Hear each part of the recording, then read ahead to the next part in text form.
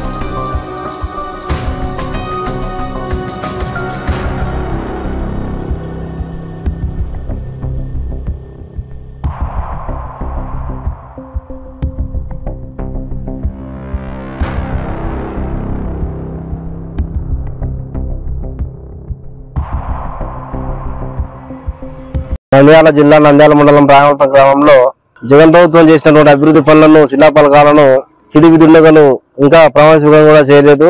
వారి ప్రభుత్వం ఉండే దౌర్జన్యంతో ప్రజలను భయభ్రాంతులు చేయడానికి వైఎస్ఆర్ ప్రభుత్వం చేసిన అభివృద్ధి పనులను, శిలాఫలకాలను పగలగొట్టి ధ్వంసం చేసి సచివాలయం దగ్గర ఉన్న శిలాఫలకాలను, అదేవిధంగా గ్రామంలో నడి రోడ్లో ఉన్నటువంటి శిలాఫలకాలను ధ్వంసం చేసి ప్రజలను భయభ్రాంతులు చేయడానికి కారకులవుతున్న వారిపై చట్టం ఖచ్చితంగా చర్యలు తీసుకుని పోలీస్ శాఖ వారిని కూడా కోరుతున్నాను. వారిని ఖచ్చితంగా శిక్షించాలని పౌరులను గుర్తించి కోరుతున్నా. నంద్యాల జిల్లా నంద్యాల మండలం రాయమల్పురం గ్రామమైన మా గ్రామంలో వైఎస్ఆర్సీపీ జగన్మోహన్ రెడ్డి గారు ఇక్కడ ప్రభుత్వంలో చేసిన మంచి కార్యక్రమాలు చూసి టీడీపీ వాళ్ళు ఓర్వలేక అక్కడ కట్టించిన శిలాఫలకాలు పలగొట్టడం జరిగినది.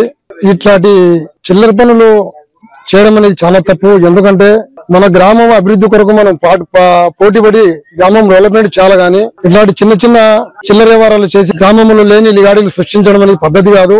ఎవరైనా ఒకటే, మాకు వాళ్ళకు కూడా ఎటువంటి ఇంతకుముందు కూడా ఎప్పుడు కూడా విభేదాలు అయితే లేవు. ఎందుకో ఈ విధంగా వాళ్ళ మనసులో ఈ శిలాఫలకాలు పనగడం అనేది ఎందుకు ఇట్లా ఆలోచన చేసినారో నాకైతే తెలియడం లేదు. దయచేసి నేను కూడా వాళ్ళని కోరడం ఏమనేదంటే, ఈ ప్రభుత్వాలు వస్తుంటాయి పోతుంటాయి, దయచేసి నువ్వైనా నేనైనా గానీ మన గ్రామం అభివృద్ధి కొరకు మనం పాటుపడి మన గ్రామం డెవలప్మెంట్ చేయాలి గానీ చిల్లర వ్యవహారం చేయడానికి పద్ధతి కాదు. నేను కూడా ఏం చెప్తున్నా అంటే, ఈ పోలీసు ఆఫీసర్లకు అందరికీ ఏమని తెలియడం అంటే, ఇటువంటి పనులు చేసిన వారిని కఠినంగా శిక్షించాలని ప్రభుత్వం వారిని కోరుకుంటూ సెలవు తీసుకుంటాం.